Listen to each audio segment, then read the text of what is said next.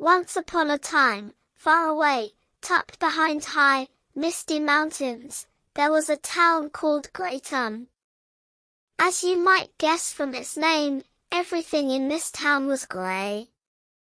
The houses were grey, the pavements were grey, the leaves on the trees were a dusty grey, and even the clouds in the sky hung over the town like a thick, grumpy grey blanket.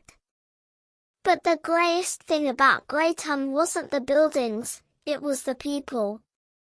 In this town, nobody said, "Good morning." Nobody knocked on a neighbour's door to say hello. Everyone was always in a rush. People walked looking down at their boots, frowning, and muttering, "Oh, bother," or "HMPH."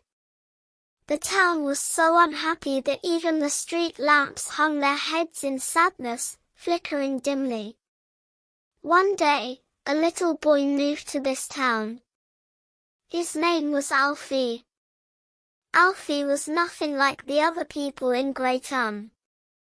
Alfie had a bright, sunshine yellow raincoat and a smile that was always ready to beam at anyone he met.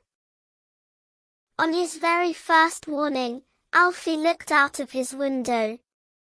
"What a quiet and colourless place," he said to himself. "Perhaps the people here just need a little bit of cheer." Alfie put on his yellow raincoat and stepped outside. Walking down the street, he saw an old man approaching. It was Mr. Higgins, the baker. Mr. Higgins was carrying a basket full of hard, grey loaves of bread and looked very tired indeed. Alfie waved cheerfully. "Good morning, Mr. Higgins.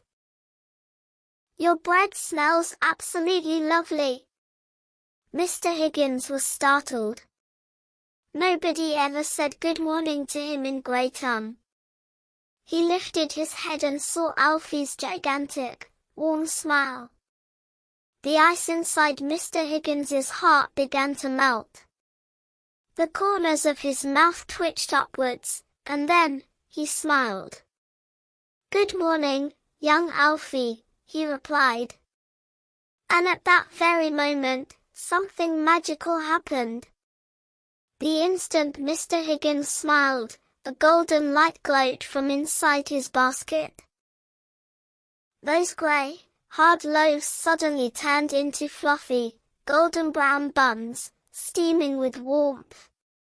Even more incredible, Mr. Higgins's grey apron turned a bright, vibrant orange.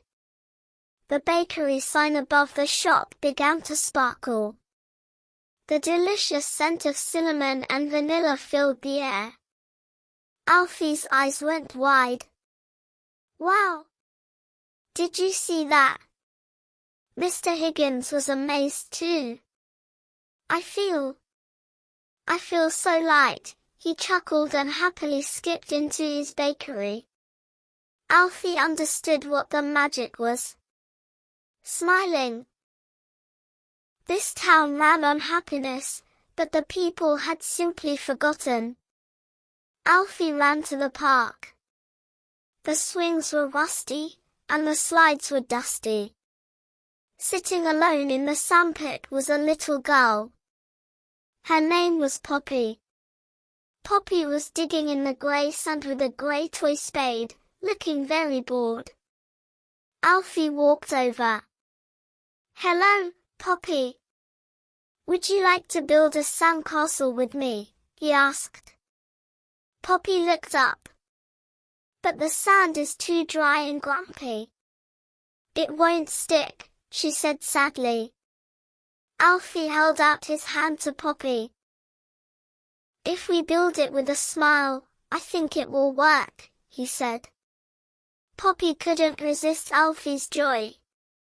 She took his hand and let out a little giggle. The moment Poppy giggled, a ripple of magic spread across the ground.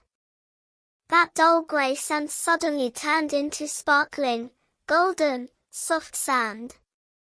Poppy's faded dress transformed into a beautiful frock with rainbow stripes. The rusty swings squeaked, shook off the grey, and turned a brilliant, shiny red. "Alfie," shouted Poppy. "Look! The park is changing colour."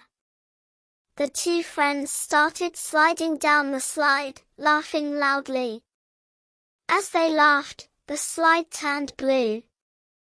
As they ran, the grass beneath their feet turned emerald green, and daisies popped up, pop, pop, pop, wherever they stepped. Other children in the park saw this change and ran over. At first, they were grey and gloomy. But seeing the colourful swings and the laughing duo, they began to smile too. Soon, the park became the brightest, loudest, and most colourful place in town. But the rest of the town was still grey. Alfie turned to Poppy. "Poppy, we must spread this light to everyone. Do you know the great clock tower in the town square? It is so grey you can't even see the time. If we colour that, everyone will see the change." "Let's go," said Poppy. Alfie and Poppy, along with the other children, marched towards the town square. They waved at everyone they passed. They saw Mrs. Petal, the florist, looking sadly at her withered flowers. Alfie said, "That hat suits you perfectly, Mrs. Petal." Mrs. Petal smiled. Poof! All the flowers in her shop burst into reds, yellows, and purples. Lavender, roses, and tulips began to dance in their pots. They saw Constable Clark, the traffic policeman, blowing his whistle with a frown, stopping the grey cars. Poppy shouted, "Good job, Constable Clark. You whistle brilliantly." Constable Clark was surprised and let out a hearty laugh. Vroom! His police box turned blue and white stripes. The grey metal cars in the traffic turned into shiny green, orange, and turquoise vehicles. Finally, the children arrived at the town square. The square was cold and silent. In the middle stood the giant clock tower, reaching up to the sky like a grey giant.